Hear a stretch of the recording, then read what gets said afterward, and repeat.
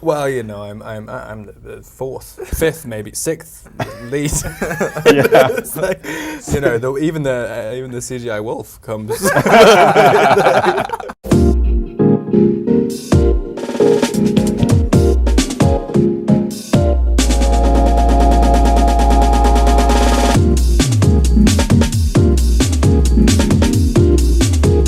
Welcome to Movie Phones Unscripted. I'm Taylor Lautner, and I'm here with Robert Pattinson and director Chris Weitz to talk about our new movie, New Moon.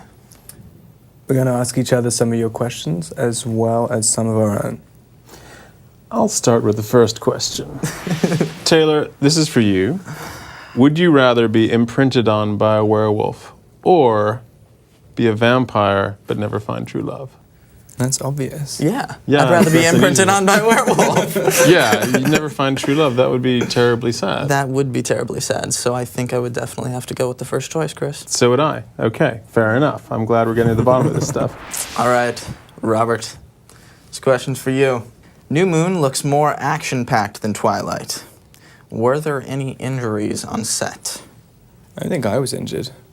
I think you made it very easy for me not to be injured. Thank you. I didn't really We tried to work around your physical incapacities. I think I just kind of walked around, stood around and stuff. You got injured, didn't you? I know Kristen Got injured. She injured her little ankle at one point. She did. Yeah, right. Yeah. At the end.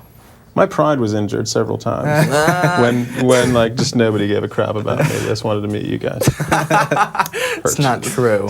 It's not true. Unscripted question to Chris Weitz. How was it working with the cast you were given? How was it working with Rob and Kristen and myself? Were we difficult on you? Did we cause you stress? No, not at all. I mean, it was delightful. Part of the reason that I wanted to do this movie was that I really liked the cast when I saw the first film. I thought, these guys are good, I can work with them.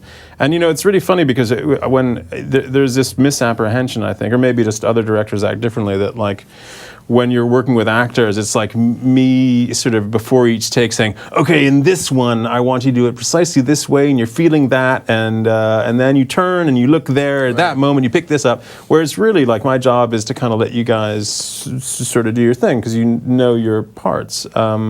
And I just felt I was dealing with real professionals and guys who'd done this before. So, you know, people ask me, oh, what's it like to work with such a young cast? Well, you know, it's nice that you guys are young and have energy, but there's experience there too.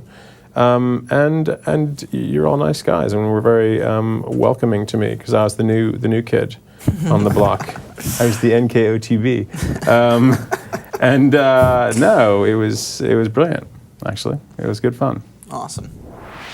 Taylor, if you could go back in time to right before you were cast as Jacob, what advice would you give yourself? I really don't think there's a way to prepare yourself. It's like giving myself advice for this, before this all started. It's like there's no way to prepare yourself for this phenomenon. Yeah. I don't know. Yeah. I mean, I could have watched. I thought Rob handled himself very well. But I don't think there's a way to prepare yourself. All right, Chris. Which scene were you most looking forward to shoot, and which do you think the fans will enjoy the most? I think I was most looking forward to shooting the sequence in Italy.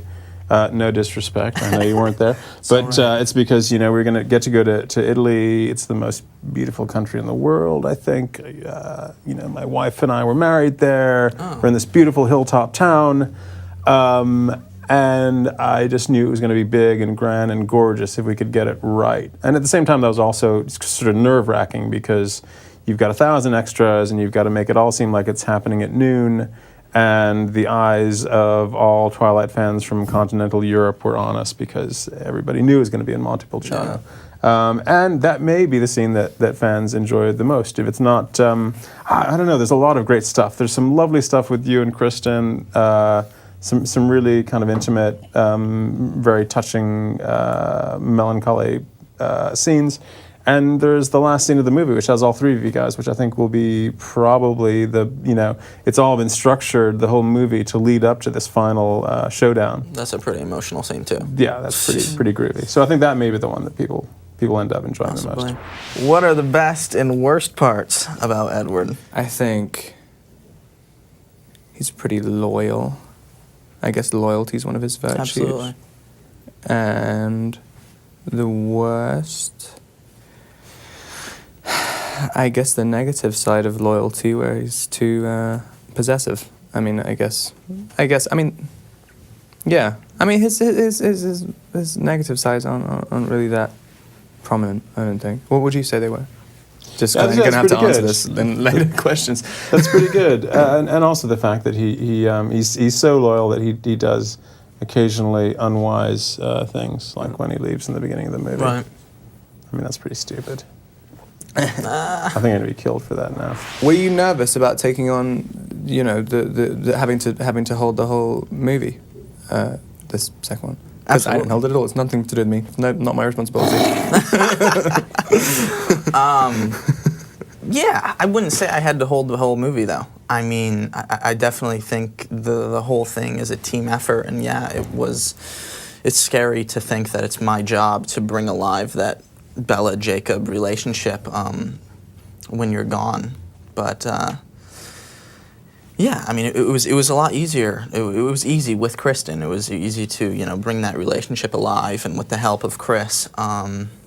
So yeah, I definitely felt pressure in that regards. But I think overall, this whole movie is a major team effort between the three of us making that dynamic come to life, and with your help behind us. What I like is how Rob tries to claim he's not in the movie, because he basically wants his private life back. It's not going to work anyway. Every second and every interview. Well, I'm the fifth, maybe sixth lead. Yeah. It's like, even the CGI wolf comes. This is from Sabrina in Toronto, Canada.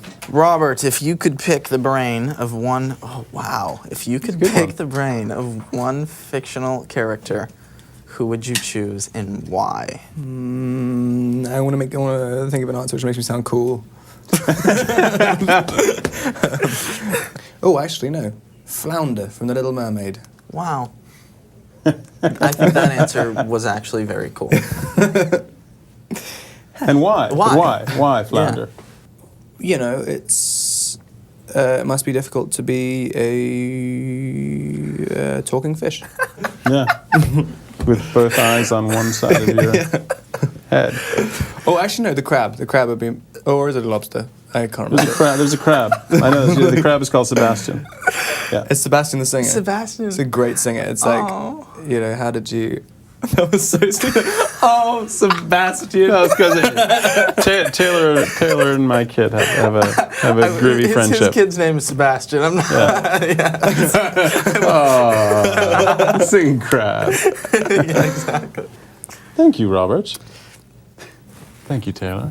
This has been interesting. Thank you, Chris, for joining us. You're welcome. And thank you to Movie Phone and to the fans for watching and sending in your questions. And we got New Moon coming out really soon, November 20th. We had a lot of fun making it and would love for you to watch it. Yes. Yes. I second that. Hey!